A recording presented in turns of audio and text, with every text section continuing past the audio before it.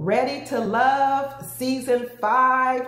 We're talking about this buyers and sellers market out here. All these people coming shopping for love, and a lot of these people are showing up at the marketplace in they wrong roles. They thinking they buyers but they sellers. They thinking they sellers but they buyers.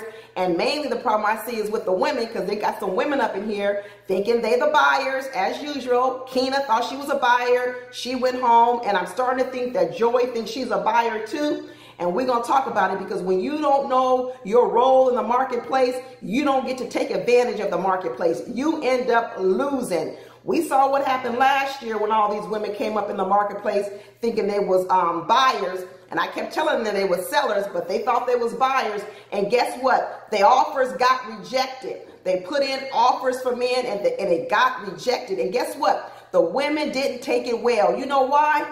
Because women aren't used to the rejection that you get when you're a buyer. Men are used to it. Men are used to putting in offers all day long and getting them offers rejected. Like I told you guys, I'm in real estate investing. I put in a lot of offers, and guess what? You know why I put in so many offers?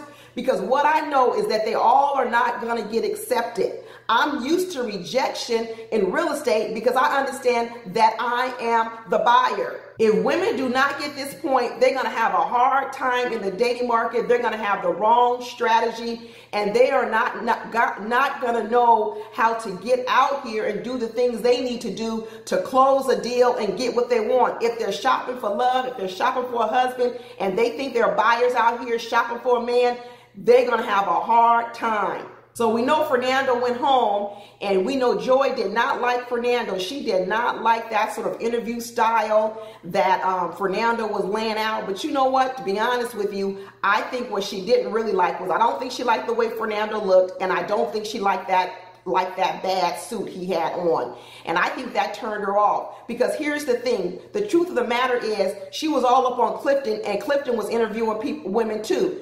I don't think she liked the interview questions for Fernando because she didn't like who the interview questions were coming from. I think that was the main thing. And when a guy is coming and he's interviewing you, ladies, if you're not receptive to him because you don't like the way he looks, or you don't like something about him physically, then when he starts asking you questions, you know what we do? We give one-word answers. So I'm quite sure that Fernando was asking her questions and Joy was giving these little short answers because she really wasn't interested in him, because she wasn't interested in his physical. And so he had to keep asking more questions to get her to talk. So he'd ask a question. When you give a short answer, it doesn't lead to a conversation because you don't really want to talk to the guy anyway. So for him to keep the conversation going, he had to keep asking questions. And that's when it started to feel like an interview from Joy.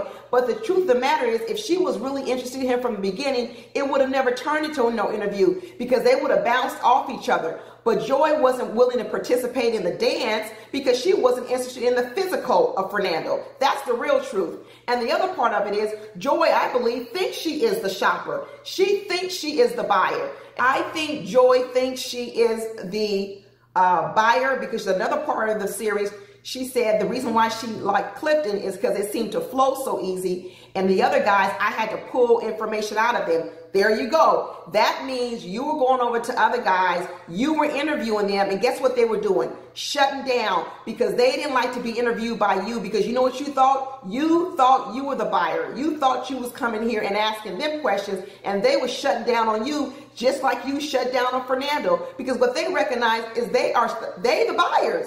You the seller. And so she basically told me the way, if you tell me, I got to pull information out of him, that means he was not interested in asking you nothing, which means he wasn't shopping for you.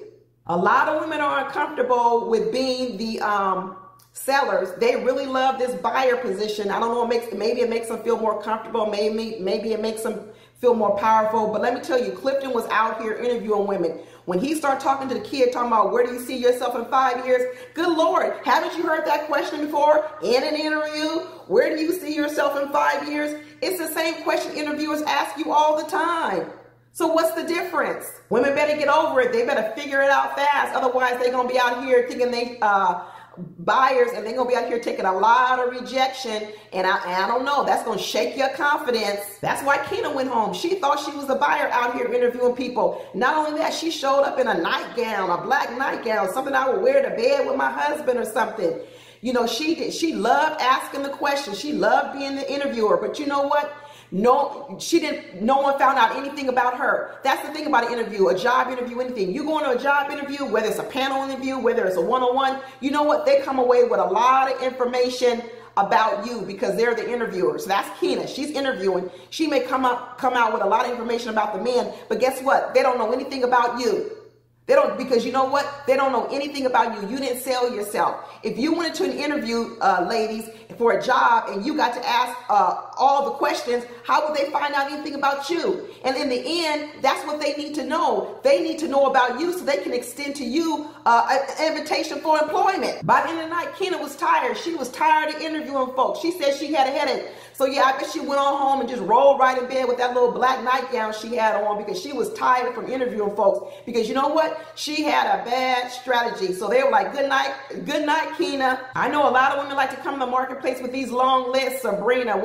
We have to see about that later on, how long her list is. And they go like they going grocery shopping and they gonna start checking off on the list everything that they want in a guy and thinking they going grocery shopping. And like I said, you're not the buyers. You're not the buyers. Listen, if you still don't believe me, if you were a buyer, that means you could put in an offer to purchase, first of all. But I don't see no women going up proposing to men to get married. I see in masses, I'm sure some women do it. I don't see in masses women going up and asking a bunch of men to go out to dinner. They ain't offering nothing. I don't see a bunch of women looking to pay for dates and put up money and pay for something. Nope. You're not a buyer. I don't see none of that going on. But yet women want to still argue with me and say, no, we're the buyers. No, you're not. You're not putting in any offers. You're not putting up any money. You're not doing any of this. These are all things that buyers do. You're not doing any of this. You're sitting back waiting for buyers to come to you to give you offers. And then what you get to do is you get to accept or reject the offer. You're a seller. And I don't even know why women want to be the buyers anyway. Let me tell you, that's a hurtful place. And we saw that last year. When you out here buying, that's a lot of rejection going on. And let me tell you, women don't take rejection well. Now, if you look at how the ladies took rejection last season versus when, let's say, Sabrina rejected Walter at the end. Sure, Walter was a little bit, like, oh, she could have done that a different kind of way. But you know what? He wasn't triggered. He didn't need therapy. Good Lord. A lot of you women, let me tell you, it's dangerous being the buyer, because you can go out here putting in offers to men, putting offers on the table in front of men. You know what a lot of men will do? They'll say, okay, yeah, I'll accept your offer. You know why? Because it was free. They look at it as being free. They're like, oh, if you're just going to come up here with an offer and whatever, then I'm going to just accept it for free. And you thinking he's accepting your offer for purchase, for marrying. And no, he's just renting you. He's just leasing you. Now, as a seller, can you have a list of things you would need in order to accept an offer from a buyer? Absolutely. You can have a criteria. It doesn't mean you accept every offer that you get, but what you need to concentrate on is you need to concentrate on getting multiple offers. And when you go into the marketplace as a seller, what you say is, I can have a list. So that way, when buyers come to me, I can reject or accept offers. But as a seller, what it makes you focus on is not the list. It makes you focus on your offer. It makes you focus on what you're offering the buyer. And then you put your priorities different. Most women spend all their time working on their list, what they want, what they don't want. And they don't spend no time on, well, what are you offering the marketplace? Why would a buyer even approach you? And women sit here, create this long list. Well, keep creating it, ladies. Keep creating a list of 100, 150, 200 things. So that way, when you start getting offers, none of the offers will be good enough, because your list is so long. None of these buyers meet your criteria for you to accept an offer. Yeah, I really think that Joy might think she's a seller out here. So it's going to be interesting to watch her going through. And I hope some of these ladies have better sales pitches going forward. And I think hopefully it's more than just offering sex appeal, because, when they were also showing Ace, and she was getting a hard interview by Paul, who I didn't like either. But you know what? She didn't have no answers. Neither did Tiffany. Didn't have any answers, because both of these women, I could tell, have been entering the marketplace as buyers, and so they know exactly what they want, but they have no sales pitch on what they're offering, and their game is out of balance. Their dating game is out of balance. I think Precious also thinks that she's a seller. That's what's behind all this assertiveness.